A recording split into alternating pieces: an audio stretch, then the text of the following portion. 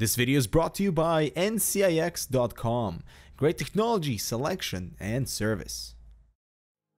What's up guys, Ibra here with Hardware Connects, and Dell's XPS line of notebooks have always been known to combine excellent quality, good performance, and high-end looks into a compact design. This is Dell's flagship line of notebooks, and they have refreshed it with newer models like the XPS 12, XPS 13, and XPS 15.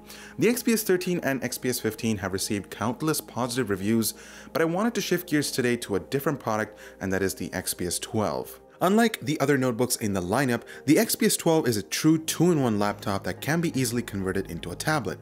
There are two main setup options. The one we are reviewing today starts at $1,000 price point and includes a dual-core Core M 6Y54 processor with a base clock of 1.1 GHz that can turbo boost up to 2.7 GHz, 8 GB of RAM, a beautiful 1080p IPS screen, and 120 GB of SSD with Windows 10 installed. For $300 more, you can upgrade this configuration to a 4K IPS screen and a larger 256GB SSD.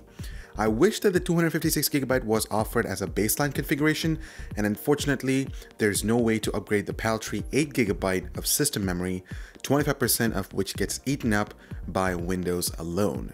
The competition in the 2-in-1 space is getting fierce right now. We have the Surface Pro 4 and the Lenovo Yoga series that can be considered as primary alternatives, while Apple's MacBook could also be considered if convertibles isn't your thing. So is the XPS 12 worth checking out? Well, we're gonna find out. The XPS 12's design is pretty straightforward. Its screen is detachable to become a relatively large tablet, and it sits within a slot on the keyboard for a secure notebook feel. All the components like the battery, the processor, the memory, the I/O ports are housed within the tablet's chassis. The keyboard's trackpad combo is simply an accessory that needs to be activated by the tablet's interface and power. Meanwhile, the keyboard has an incorporated fabric cover, and not only does it protect the XPS 12 against scratches, but it also acts as a hinge mechanism when opening and closing the notebook. It also works relatively well, but there are some major shortfalls which I'll go over in a bit. Despite the fact that Dell uses a combination of a magnesium alloy unibody construction with soft touch finish alongside edge-to-edge Gorilla Glass, the build quality of the XPS 12 is really mixed bag. On our sample, the top left corner between the screen and the chassis kept popping out. This could be caused due to a weak adhesive between the chassis and the display, or just poor fitment. I also found that the rubberized SD card slot cover tended to pop out and ended up looking pretty cheap after a few weeks of use. Luckily, the power adapter is pretty slim, you can easily carry it in your bag, plus the device charges via USB-C. Dell's included detachable keyboard, on the other hand, is outstandingly well built. The solid chassis is rock solid with no signs of flex, and typing on it was by far the best experience I've had in a while. There is a little bit of travel distance, and actuations provide excellent feedback. It's also backlit, which is good for low-lit situations. The touchpad was also excellent. The surface is so smooth for your fingers to travel, plus the primary left and right click buttons are seamlessly integrated towards the bottom. Like the keyboard, it produces a nice tactile feedback. It does require some pressure to press, but I love using the tap gestures thanks to Windows 10. The XPS 12's IPS display comes with a 1920 by 1080 resolution, but it is just too dim to use in bright areas even though color reproduction was spot on. Viewing angles are good and contrast ratio was more than capable.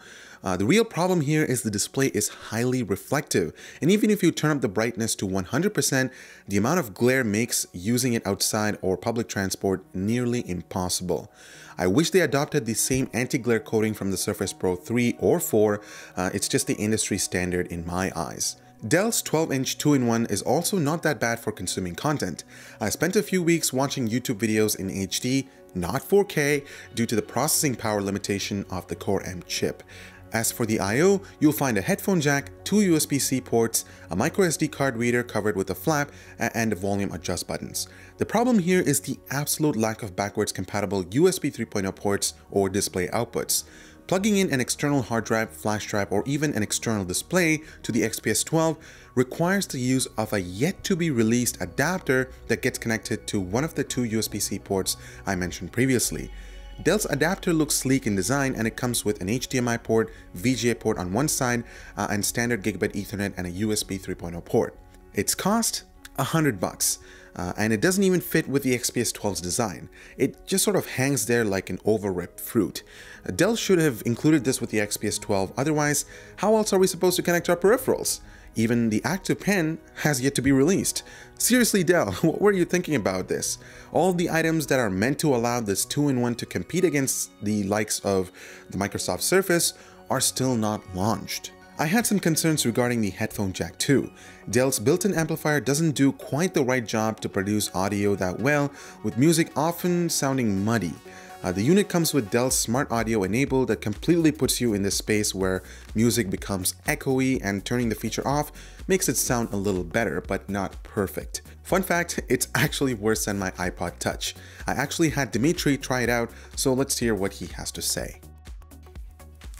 So there's definitely a noticeable quality difference when using, using the stock audio versus when you use Dell Audio Max Audio Pro. Turning the Max Audio Pro on, it enlarges the soundstage a little bit. There's a few presets that you can adjust, but man, it destroys the entire bass balance. It becomes very distorted. Just things become mush, and very in the high ranges just become, the treble is very harsh. You can obviously adjust that, but just turning it off cleans out much of that. I think the headphone jack isn't as powerful as it should be. It's not as pronounced, even its default state. Like, if you listen to like an iPod, this is not to the iPod quality. And how much is this thing? $1,500? I don't know. If you're looking to listen to audio on this thing, it'll pass, but you won't be blown away. Okay, back to the review. I had mixed feelings using the XPS 12 both as a tablet and as a laptop. I'll start with the tablet mode. First of all, Windows 10 finds it difficult to communicate with the unit itself. I've experienced touch issues often. Sometimes when I plug in the headphones, the device doesn't recognize the headphones and they have to be plugged in numerous times before Windows allows for switching between them and the integrated speakers. Windows 10 isn't exactly as touch-friendly as it should be either.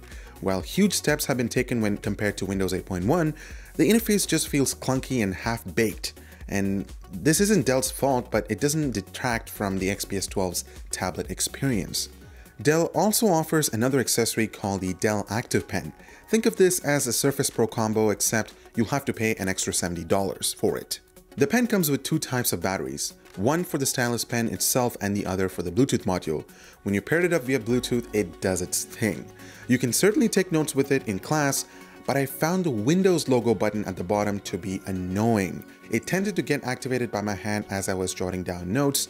Palm rejection works okay, but the takeaway from this is that it's not even close to what you would expect from a Surface Pro 4. Using the XPS 12 as a laptop still gave me some issues too. To join the screen to the keyboard module, its power interface has to precisely align with the 8 electrical pins within the channel built along the keyboard's top edge. They are not magnetized, which means you cannot carry the tablet or the keyboard in one hand. You also have to be careful when placing the tablet on the keyboard, since almost 50% of the time I missed the pins and the keyboard couldn't be recognized.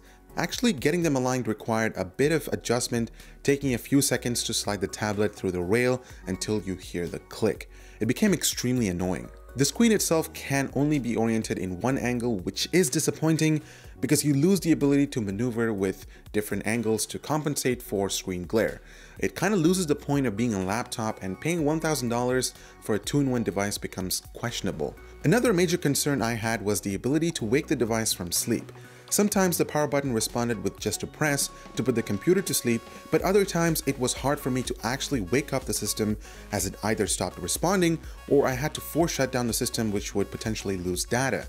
Again, this comes around to the point where I talked about how Windows doesn't communicate that well with the XPS 12. Performance was okay in my opinion, but don't expect miracles from the dual-core Core M processor. It's a far cry from the Core i5 options available in some competitors.